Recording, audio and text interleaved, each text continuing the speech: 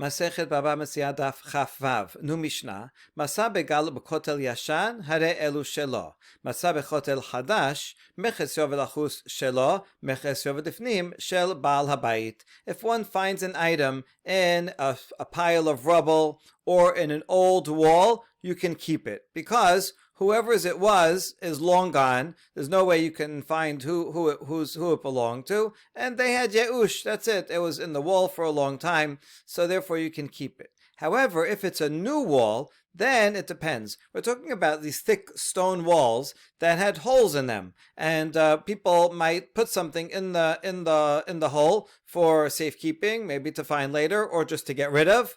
And some of these holes might go all the way through from the outside that faces the public domain to the inside that is inside the person's courtyard. So if it's a new wall, then you have to assume that the stuff that was put there might have been placed by the owner of the wall. So how can you tell? Well, you see where it is. If it's from the middle of the wall, of the thickness of the wall towards the outside, then you can keep it, because then we assume that someone in the public put it there, and this would be like finding something in the public domain, where you assume the owner forgot it there, and that's it, had Yeush, and therefore you can keep it. On the other hand, if it's in the inner half of the wall, towards the owner of the courtyard, then it's most likely that the owner of that courtyard, the owner of the wall, put it in there, and therefore it's his, and therefore you cannot take it. However, if the owner of this courtyard or of a house, let's say if it's a wall of a house, if he rented it out to other people, he used it as an Airbnb, and people come and are renting it all the time, then even if it's in the house, you can keep it. In other words, you rent a hotel room or an Airbnb that people come and go all the time, and you find something stuck in the wall, even on the inside half of the wall, you don't have to return it to the owner of the apartment, because the owner doesn't even live there. Therefore, it probably belonged to some previous tenant that stayed there, and but there are many people that come and go, and therefore, again, it's kind of like in a public thoroughfare, and therefore you can keep it. Gemara. Tana, commenting on the beginning, if it's an old wall, you can keep it. Why? Because the person who finds it can tell the owner of the wall or the owner of the heap, this is here. Look how old this heap or this wall is. This comes from the time of the Amorites. This is ancient, the biblical people that lived in Israel before Bnei Israel conquered it. Right? This was here for a long time. Now we ask, right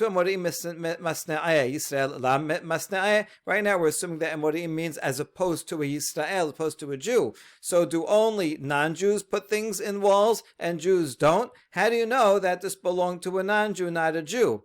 And the answer is La Sericha de Shtich Tefeh. Now we're talking about what the item you found is very rusted or it looks very old, and therefore you assume it's not new, rather it's very old. The point of Emoriim, it's really an exaggeration, it's hyperbole.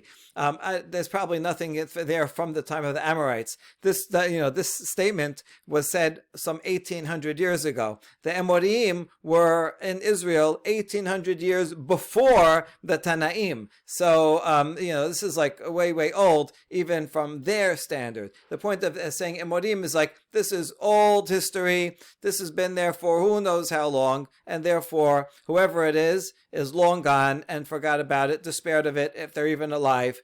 And so that's why if it's an old wall, then you can keep it, and the current person who owns it can say, oh, this is mine. No, look at this old rusted item. This has been here for a long time, before your time, and therefore whoever finds it can keep it. Now, if it's a new wall, then if it's on the outer half, you can keep it, but if it's on the inner half, we assume that the homeowner put it there. Amar Rav Asher, Sakina batar kata v'chisa batar shin se. Rav Asher says something that's very logical. If you find a knife in the wall, then you don't go by this half or that half, but rather you follow the handle. If the handle is facing outwards, then whoever finds it, the passerby out on the outside can take it. Whereas if the handle is inside, then the owner of the house can keep it, because you assume if you would store a knife in a wall, you would be holding the handle and you'd stick it into the wall, so whichever way it's facing. Same thing with a pouch. If someone puts a money pouch, here's a money pouch, so you'd put the money pouch in first and leave the laces sticking out a little, so that you can go in and grab the laces. So if the laces are facing the outside, then no matter where the pouch is within the thickness of the wall, the passerby outside can take it. Whereas if it faces the inside of the wall, then the owner can claim that it's his. ואלה מתניתין דקתני מחסיו ולחוש שלו מחסיו ולפנים של בעל הבית. דרך זה יקטע לגב, יקטע לבד. איש ינשא לגב, איש ינשא לבד. But now how do we reconcile Rav Asher with the Mishnah? Because the Mishnah said, if you find an item and if on the outer half, the passerby can keep it. Inner half, the owner of the house can keep it. But if you're talking about a knife or a pouch, well then look at the handle or the straps and whichever way they're facing. So it shouldn't matter if even if it's in the inner half, but the straps are facing outside, then the passerby outside should be able to take it. And the answer is that's right. Matintin be'udra v'nascha. The Mishnah is talking about a case of rags or metal strips that don't have a handle. There, you look on if it's an inner half or outer half. But if it's an item that has a handle, then you follow the direction of the handle. Tana, imaya kotel mimula mehen holkin. Baraita teaches that if you have a wall that's full of some item like coins, then they split it down the middle, and the passerby takes half the coins and the homeowner the other half. Peshita, isn't that obvious? It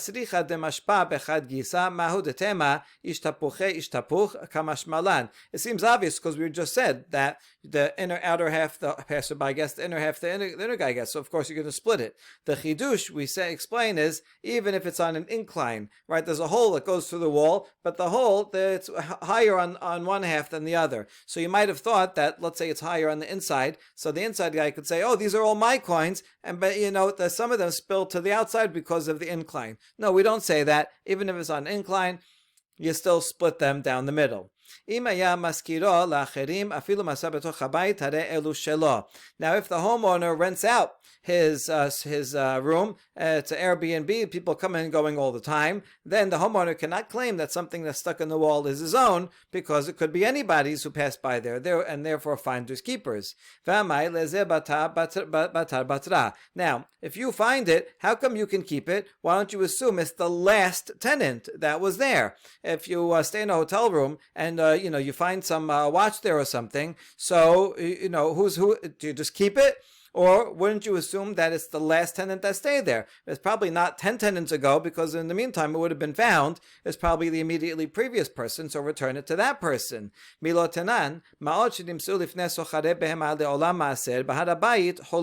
we're going to have now a long proof that we always follow the assumption of the last person that was there, the last state of something. There's a Mishnah in Masechet Shekalim that if one finds coins in front of the animal sellers in Jerusalem, then you have to assume it's Maaser Sheni. Why? Because when people come to Jerusalem, they have Maaser Sheni money. If they live far away and they had produce and they take Maaser Sheni, but they can't carry the produce, so they redeem it for Maaser money.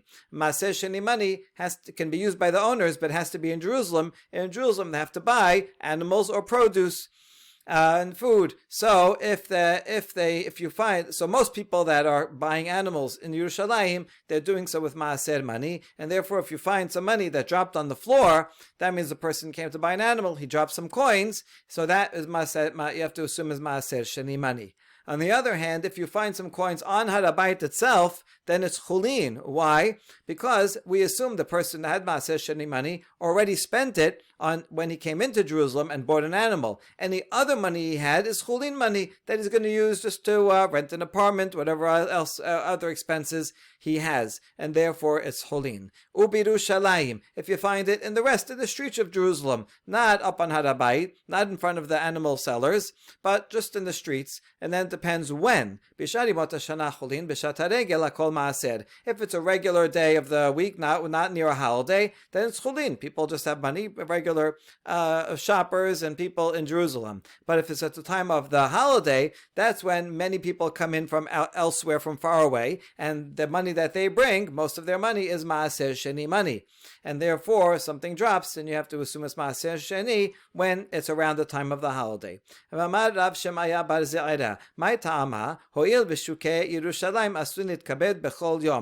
that Mishnah, Rav Shemaya bar Zeira explains what's the reason that the rest of the year means even the day after the holiday, you find a coin, already you assume it's chulin because it's not holiday time anymore. And the reason is because the marketplaces of Jerusalem are swept clean every day. Therefore, anything that was there the day before must have been swept away. Therefore, if there was any money from the holiday, that's already swept away and gone. And if you find something on the next day after the holiday, then it must be that this is newly there. Someone just brought it, and that's not during the holiday season, but rather during a weekday, and therefore it's cholin. And same thing, that's the end of the long proof. The same thing with a hotel room. Where if you find something, okay, the people that were there last month, 2 weeks ago, that's it. Whatever, if they forgot something, it's already gone. It would already been cleaned up by the housekeeping, or someone else would have found it. If you come into the hotel room and you find something, then you should assume it's from the last person that stayed there. So go find who that last person is, and therefore this is accepted, right? In fact, if you find something in a hotel or an inn or an Airbnb, then you should in fact assume it's the last person that stayed there. So then why does the Mishnah say that you can keep it for yourself? Resh Lakish says we're talking about a specific case. Amar Resh Lakish, Mishum bar kapara, kegon sha'asa o pundak lishlosha Yisrael. We're talking about a case where the previous people that stayed there were more than one people. It's an inn, like a bed and breakfast, a house that a few people, different people stayed in, strangers, and it was three different Jews that stayed there. Now, who are you going to return it to? It's not clear which one of them lost the item. And furthermore, each one of them is going to think that the other one took it from him, as we'll see in a second. Okay, if in fact there was only one tenant there, then you have to return to that tenant. But when there was multiple tenants staying in the same place, then you don't know who it belongs to. That's already considered public domain, and that's why the person can keep it. Now we say, Shema Amina Lachak Rabbi Shimon ben Lazar afilu belot berov Yisrael. Wait, if this is true, then we have a resolution to one of the questions we had 2 dapim ago. We saw the opinion of Rabbi Shimon ben Lazar, who said, if you find something in a public area, then you're allowed to keep it. And we weren't sure, did he mean that only in a place where there's that's mostly non-Jews, or even a place that's mostly Jews? Well, based on what Resh Lakish said over here, that if most of the people, even if most of the people that stayed in this hotel before you were Jews, nevertheless you can keep it because it's many people, and so it's a public area. So you see that we could conclude that Rabbi Shimon ben Lazar would say, even an area that's mostly Jews, but it's public, there's a lot of people there, finders keepers. But then we say not so fast. We cannot make that conclusion. We didn't bring that conclusion before when we were discussing it, so it must be that this is not a good proof. Rather, Rabbi Menashia, the son of Bar Yaakov, says, no, it could be a case that Mishnah is only talking about a case where it was an inn and there were 3 non-Jews that stayed there before. So, therefore, it's a public area, and that's mostly non-Jews. It doesn't have to be necessarily 3 non-Jews. It could just be mostly non-Jews, and therefore it's a public area. And so we'll follow here to Rabbi Shimon ben Elazar, who says that he definitely says so in a place that's mostly non-Jews, that whoever lost it will have already had Yeush, despair. He figures who's going to find it. Probably a non-Jew. They don't have this law that you have to return lost items, and so then therefore it's going to be gone.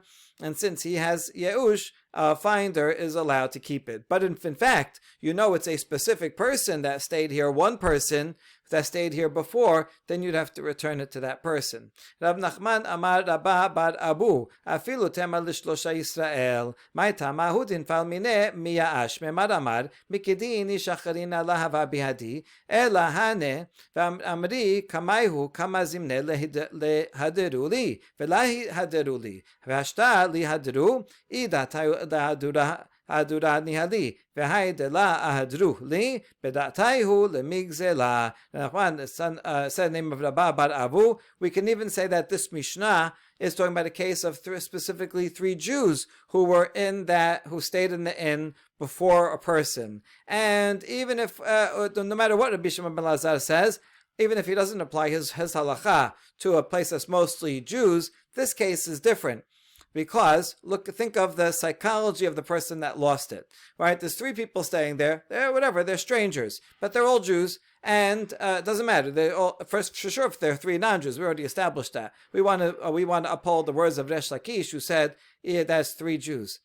So think of the psychology. When they're all staying there and someone loses something, if you stay there next, you can keep it. Why? Because the person who lost it will certainly have despair. He's going to say to himself that there was nobody else here except these 2 people. So the person that lost it is going to assume that it must have been stolen or found by one of the 2 other people who are staying with him. And he's going to say, I told them already many times to return it. I asked with this guy, right? Did you find it? Did you take it? Return it to me. Did you find it? Return it to me. And they didn't return it. Now, if their intention was that they found it and they're going to return it, they would have already returned it to me. The fact that they did not return it to me means that they're going to keep it and they're stealing it. So therefore, he says, I asked them 100 times already. They didn't give it back to me. So he despairs of finding it. Now, little did he know that, in fact, the 2 other guys who were in the hotel with him aren't the ones that took it. They didn't find it. It was under his bed the whole time. No one saw it. The next guy comes and then finds it under the bed. He says, well, let's see. What should I do with this? It probably belongs to one of the 3 people that were here before. However, first of all, you don't know which one. But even if you do, it doesn't matter. That person before probably thought that one of the other 2 guys got it, and he doesn't know which one it is. And since none of them are returning it, even though he asked them, and they didn't return it, he figures, that's it, they stole it, and he despaired. Therefore, the next person that stays there and finds it is allowed to keep it. And that's how we can explain this Mishnah, even if it's 3 Jews. Rav Nachman is consistent with his own opinion. Rav Nachman, Ra'a sela shenafal mishanayim chayav lahazir. Mai ta'amahu denfal mineh la mi'ash. Me'mar amar mikedi inu shacharina lahava behadai elahai. Neketna le be'amina le antu deshakalte. Rav Nachman says, if you find a coin that fell from 2 people, right? You see 2 people in an area and you see a coin fall, it's one of theirs, you have to return it. Why? Because the person that dropped it will not despair. He'll say, well, there's only one other person with me here, so it must be that he has it. So you know what I'm going to do? I'm going to seize him. I'm going to say, I know you took it. Give me back my coin. Right? So since the person that lost it, once he finds it, let's say afterwards, right, they go their separate ways, and the guy, he realizes he lost his coin, he's going to say, who was I with? I was with that guy. For sure he took it. I'm going to get it back. So he doesn't despair. Now, little does he know that, in fact, that guy didn't see it either. It was just on the floor, and someone else finds it. But now you find it. You have to return it to him because he does not despair, since there was only one other person. So he doesn't despair going after that guy. That guy doesn't really have it. You have it. But nevertheless, the guy who lost it does not despair, and therefore you cannot keep it. However, Rav Nachman continues, Bishlosha eno chayav lachzir. My tama hahu dinfal mineh v'adai mi'ash me'amar amar mikdi terehavu behadai inakitna lahai amar la shekalte v'inakitna lahai amar la shekalte. If you see 3 people and one of them loses a coin, and then they walk away, and then you find it, you don't have to return it. Why? Because the guy who lost it, when he realizes he lost it, he's going to say, oh, well, who was I with? I was with those 2 other people. but which one of them took it from me? I don't know. If I accuse this guy and I say, give me back, he's going to say, I don't have it. If I accuse the other guy, he's going to say, I don't have it. And now, how am I ever going to get it back? So he despairs. So in each case, you have to think of the psychology of the person that lost it. Would he assume that he can get it back? Well, then you have to return it to him. But if the circumstances are such that he assumes that he won't get it back and he despairs, then you're allowed to keep it. Amar Rava, Hayda amat bishlosha eno chayav lahachzir, la amaran ela delet ba sheve peruta lechol chad vechad, aval it be sheve peruta lechol chad vechad, chayav lahachzir. My tama, emur shutafeninu, vela miyashu. Rava qualifies Rav Nachman's ruling. And he says, when Rav Nachman said that if something fell from one of three people and you find it, you don't have to return it, because Rav Nachman said, since the guy who lost it, he doesn't know, did this guy steal it, did that guy steal it, then he has Yeush. Yeah, that's true, but it's only true if the amount that you find is a very small amount, that there's less than one peruta for each one of the three, so that you find altogether just 2.5 perutot, right? Less than 3 perutot.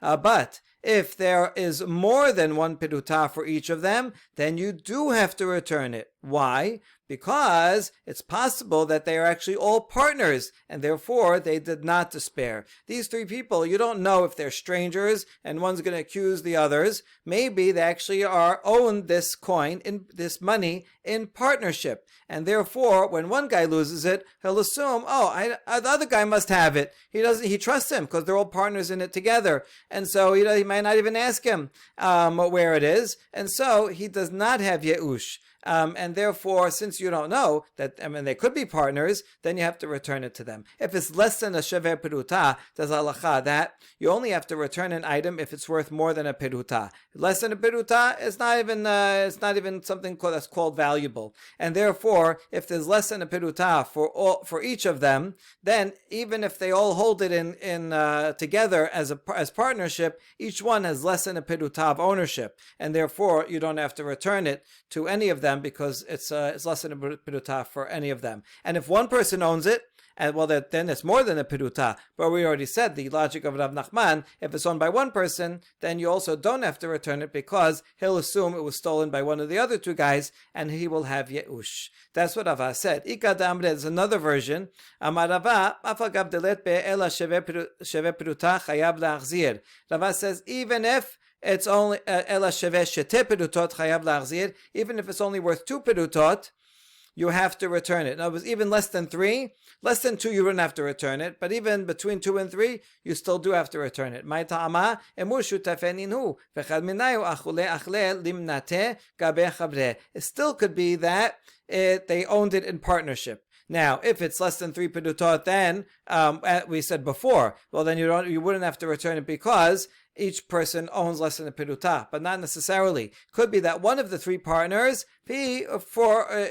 forewent his ownership in it, and so now it's only owned by 2 people, but each of those 2 people has more than a peruta, and the guy that lost it will assume that the other guy must have it, and he will not despair, and therefore even for more than 2 perutot, you would have to return it. If it's worth less than 2 perutot, then you don't have to return it. While we mentioned Rava, we're going on this topic, a couple of more halachot in his name. V'amar Rava, ra'ah sela shenafla netala lifnei yeush amanat legozla, over bechulan, mishum lo tigzol, mishum hashem teshibem, umishum lo tuchal להתעלם.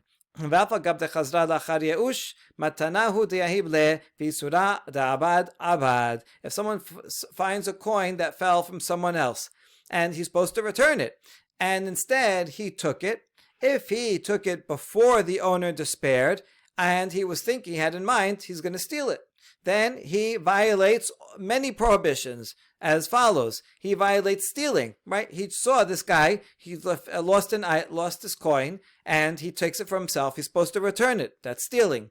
Second, he violates the positive commandment of returning. If you're supposed to go and find the original owner and return it to him.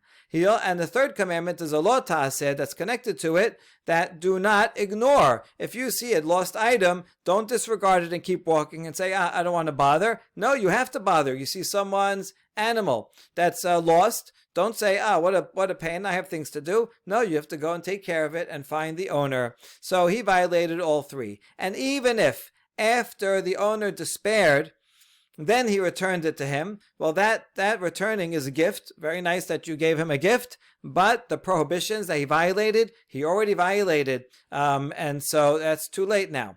Netala lifnei yeush amanat lachazira ulachar yeush nitkaven legozla ober mishum hasheb tishibem. If he took it before the owner had yeush, having in mind, I'm going to take this in order to return it. Well, that's good, and he did everything right.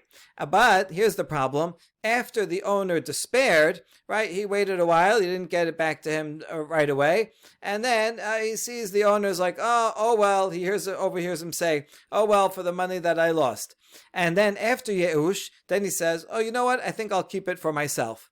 In that case, he violates just one law of not returning it. See, at the time that he picked it up, he actually did everything right. He didn't ignore it, and he is intending to return it, and so he didn't take it for himself, so it doesn't violate stealing, so that's okay. The problem is that after Yeush, now he decides to keep it. Well, he's not violating stealing because the owner already despaired. So it's not stealing since the owner already made it hefker and doesn't care about it. He doesn't violate passing by and ignoring it because he did pick it up with intention to return it. However, he still has the obligation to return it. And therefore, if he doesn't return it, he violates that positive commandment. If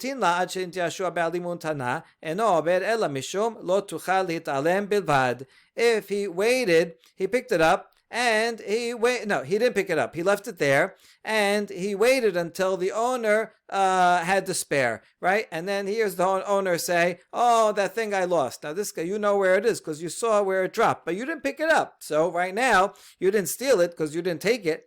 And then after you hear the owner say, oh, well, too bad that I lost that item, then you run back and you go and take it. In that case, you do violate, do not disregard, because you saw the lost item and you left it there. You're supposed to pick it up to return it to the owner. You didn't do that. That you violated one negative commandment, but that's the only one. Because you go and pick it up after the owner already despaired. After he despaired, well then it's not stealing anymore because it's hefker. And you don't violate hashev tishivem because you don't have to return it after the owner despaired. Last halacha Rava amar Rava. Hay man dechazeh denfal zuze mechabre bechalta. Vashkeche ushkale la mechayev lahadure le. My tama hu denfal mine mi'ashu.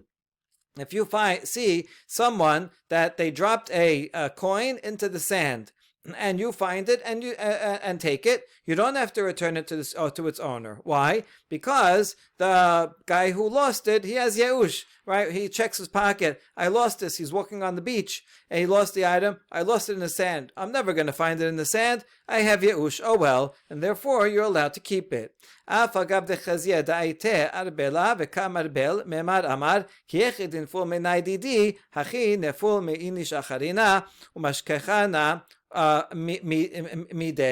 even if you see the guy who lost it, he went and got a sifter and he's sifting through the sand looking for coins, still you don't have to return it because that's not a proof that he didn't despair.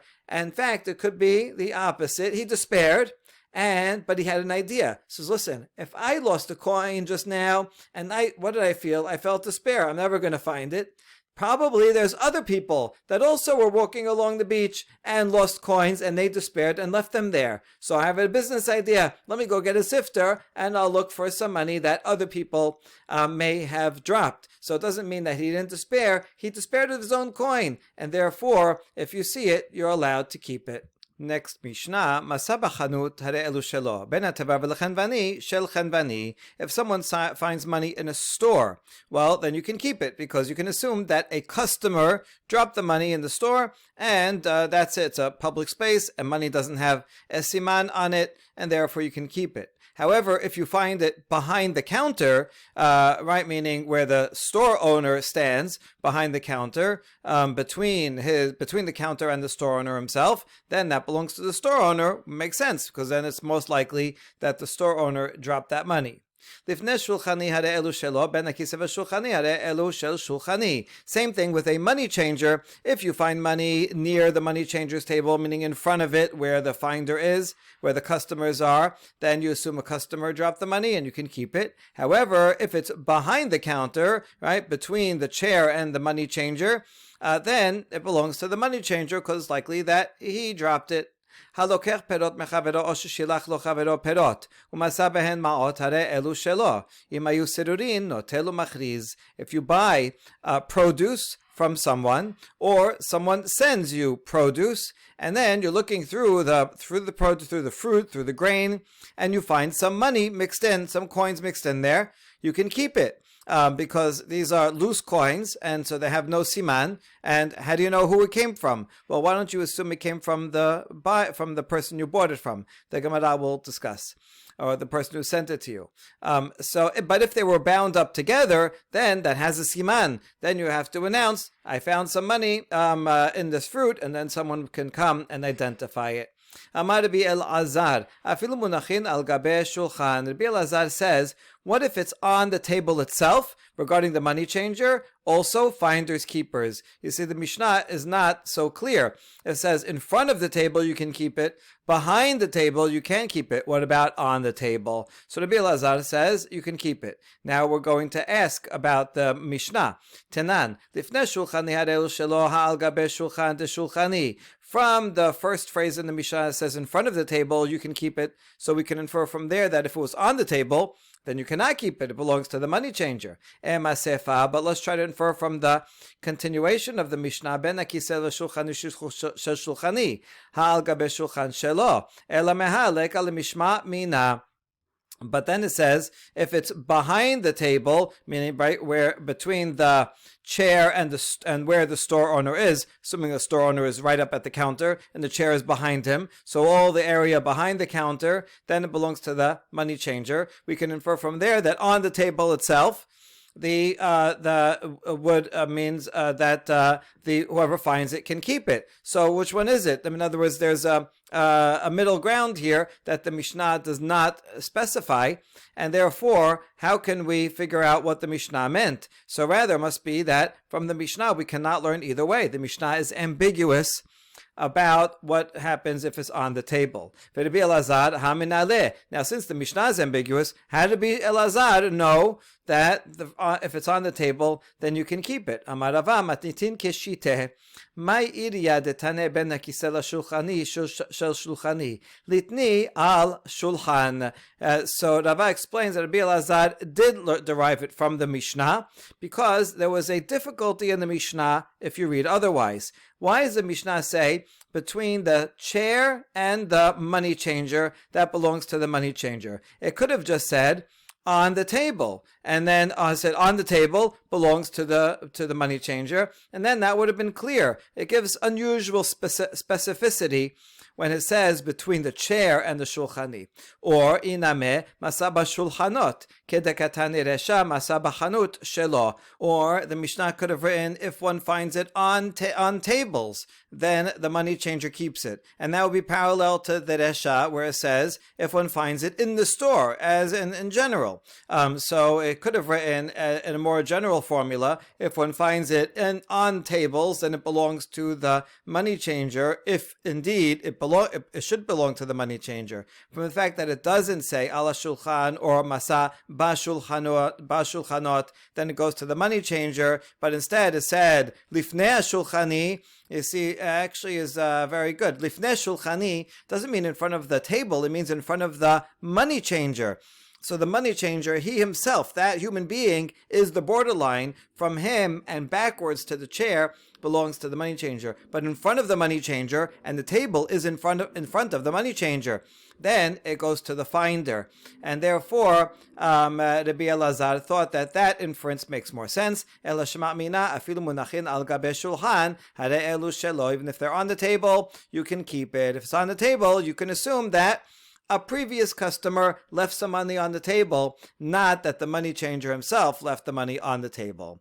The Mishnah says if you purchase produce, which would include fruits or grains, and you find some money inside, among the grains, then you can keep it. Amar Resh Lakish mishum Rabbi Yanai, lo shanu ela belokech min hatagar, ava belokech mi ba'al habayit chayav lehachazir. Resh Lakish says you can only keep it if you bought it from a merchant, meaning a middleman. Because in that case, listen, this fruit went from a farmer and then was sold and resold and repackaged and whatever. It went through various hands in the middle, and therefore you don't know whose money it is. So that's like a public space where there's lots of people. You don't know who it is. It doesn't have a siman, and therefore you can keep it. But if you buy it from the farmer himself directly, well then it must come from the farmer and you have to return it to him. וכן תנה תנה קמא דרב נחמן לא שנו אלא בלוקח מן התגר אבל בלוקח מבעל הבית חייב להחזיר. And so too did the memorizer present a baraita in front of Rav Nachman. In every Bet Midrash, there was a professional memorizer. He was in charge of remembering all the baraitot. It was assumed that everybody knew the Mishnah by heart, but not everybody knew all the baraitot by heart. These were specialties that someone would sit and they would just memorize all these things. So there was like a walking book. Rav Nachman, the sage, would say, hey, you know a Mishnah about this? Oh yeah, I have a Mishnah. A baraita about this? Yes, I have a baraita about it. And so the baraita says this, it's commenting on the Mishnah, that this Mishnah is only true that you can keep the money if you buy it from merchants, but if you buy it directly from the farmer, then you have to give the money back to the farmer. Amar le Rav Nachman v'chi ba'al habayit ba'asmo dashan. So Rav Nachman disagreed with this. When this memorizer said this baraita in front of Rav Nachman disagreed. Remember that Resh Lakish said the same thing, right? Resh Lakish and the baraita agree. So the baraita backs up Resh Lakish. But when Rav Nachman heard this from the memorizer, he said that doesn't make sense. Even if you're getting it from the farmer, is the farmer himself threshing the grain? No, he has lots of workers working for him, and therefore this money could belong to anybody, any of the workers that are working on the farm. You don't know it's from the farm owner himself, and therefore you don't have to return it. No, either way. Amale isme. So the memorizer, the professional memorizer said, okay, should I delete it from my memory? Right? He has a list. He has a system of remembering all the baraitot. Okay, so should I not teach this anymore because it's wrong? Amale elad of Nachman says, no, don't erase it. You don't want to erase. It's a tradition. It has value. And but rather, instead of erasing it, let's interpret it so that it's correct. תתרגם מתניתין כגון שדשן על ידי עבדו ושפחתו הכנענים. Rather, explain that baraita as referring to a case where the produce was threshed by the homeowners, Canaanite slaves, and maidservants, and therefore anything that they dropped was money that of the homeowner himself, of the farm owner himself. That it was done by his own family or slaves, which are all his property, not by hired labor. If it was dropped by a day laborer, then day laborer dropped the money, then it belongs to that day laborer. So in that case, you would say, well, I don't know whose it is. Could be anybody who worked on it. Then you can keep the coin. But the Mishnah, but the baraita that says you have to return it, that's if you know that the homeowner and only members of his household, including his slaves, dropped it. Well, then only they threshed it. Then surely one of them dropped it, and then the buyer does have to return that coin. Baruch Adonai le'olam, amen v'amen.